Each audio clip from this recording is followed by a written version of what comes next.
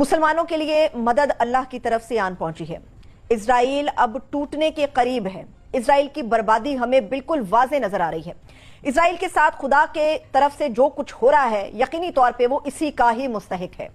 मुसलमान ममालिक चंद रोज पहले निहायत परेशानी की आलम में मुब्तला थे कि क्या किया जाए कि मदद हो फलस्तीन की, मदद हो लेबनान की, मदद हो शाम की। तो अब वो मदद आन पहुंची है। इजराइल अपने ही शिकंजे में बुरी तरह से फंस चुका है। उसका मुकद्दर बर्बादी के सिवा अब कुछ भी बाकी नहीं बचा।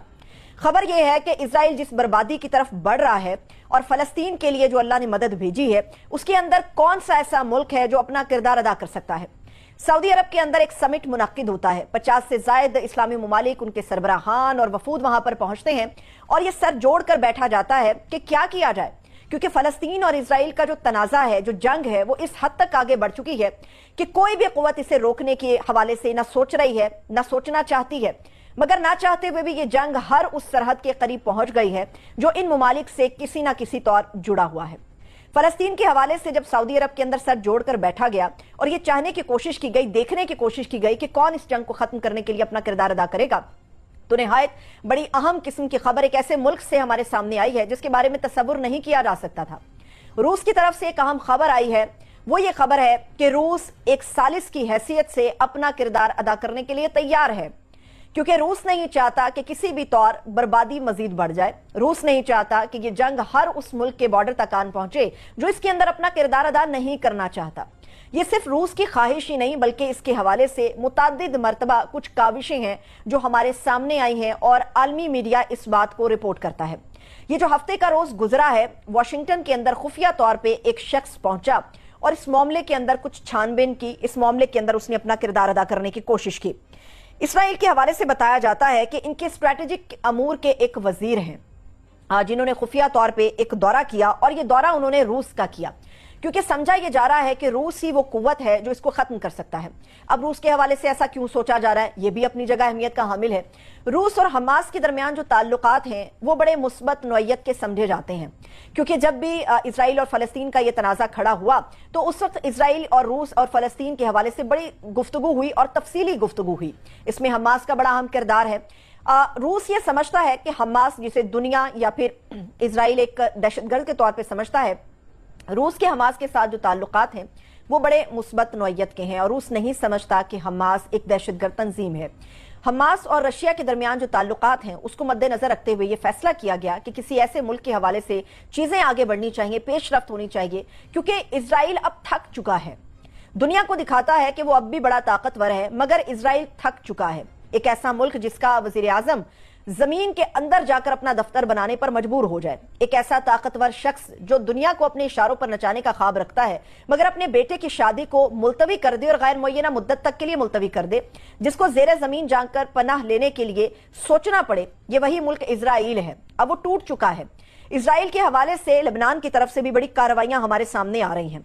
अभी जो हालिया एक कार्रवाई है वो तल अबीब के ऊपर हुई है, मिसाइलों की बारिश की गई है। एक ऐसा इजराइल जिसके बारे में समझा जा रहा था कि शायद इसके ऊपर हमला करना इतना आसान नहीं है, मगर वो वक्त अब माजी का किस्सा बन चुका है। तल अबीब के ऊपर मिसाइल्स की जो बारिश की गई है उसमें कई फौजी हलाक किए गए हैं, क्योंकि इन मिसाइलों की जद और इनका जो टारगेट था वो तलनौफ की एक ऐसी एयरबेस थी जहां पर बहुत बड़ी तादाद में इजरायली फौजी मौजूद रहते हैं और उनकी हलाकतें भी रिपोर्ट हुई हैं। अब इजराइल की तरफ से इसके बदले में जो कुछ किया गया वो लेबनान का एक सूबा है माउंट, जिसके ऊपर फिजाई हमला किया गया। इस सूबे के ऊपर जो फिजाई हमला किया गया 23 अफराद की शहादतें रिपोर्ट हुई, जिनमें 7 बहुत ही कम उम्र बच्चे भी शामिल हैं। लेबनान के ऊपर जो हमले इजराइल करता रहा और कर रहा है उसके नतीजे में अब तक की जो हलाकतें हैं उनकी तादाद हमारे सामने 3186 रिपोर्ट है।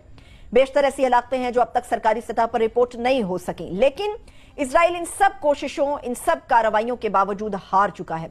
फलस्तीन की मदद अल्लाह की तरफ से आ रही है। फलस्तीन की मदद जिस तरह से भी आ रही है उसमें बहुत इम्कानात इस बात के रोशन है कि किसी भी तरह आइंदा आने वाले चंद हफ्तों के अंदर ये चीजें हमें खत्म होती हुई नजर आएंगी, या आप ये कह सकते हैं कि पेशरफ्त होती हुई हमें नजर आएगी।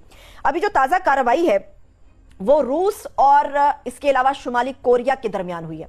कहने को यह बात शायद फलस्तीन और इजराइल से हटकर है, मगर यह बात इसलिए भी अपनी जगह पर अहमियत की हामिल है क्योंकि रूस इस खतरे को भांप चुका है कि अगर फौरी तौर पर जंग को ना रोका गया, चाहे वो रूस और यूक्रेन के दरमियान जंग है, चाहे वो इजराइल और फलस्तीन के दरमियान जंग का मामला, अगर इसे फौरी तौर पर ना रोका गया तो इसके नतीजे में पूरी दुनिया इसकी लपेट में आएगी।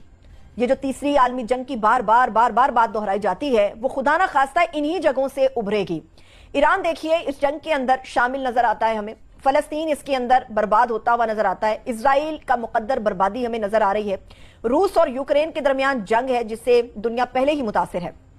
ईरान अगर इस जंग का हिस्सा बनता है तो ईरान और पाकिस्तान का बॉर्डर एक साथ लगता है, पाकिस्तान भी इससे नहीं बच पाएगा। लेबनान के ऊपर बर्बादी हमारे सामने है और अगर फौरी तौर पे कोई कार्रवाई अमल में ना लाई गई तो ऐसी सूरत में एक तीसरी आलमी जंग होगी, जिसकी वजह से बर्बादी हर ताकतवर का मुकद्दर होगी, हर कमजोर का मुकद्दर होगी। जो कमजोर है वो तो और भी धंस जाएगा, जो मजबूत या ताकतवर है उसकी ताकत रेजा रेजा हो जाएगी। इसीलिए रूस की तरफ देखा भी जा रहा है और रूस इस ख्वाहिश का इजहार भी कर रहा है कि वो इस जंग को खत्म करने के लिए अपना किरदार अदा करने को तैयार है।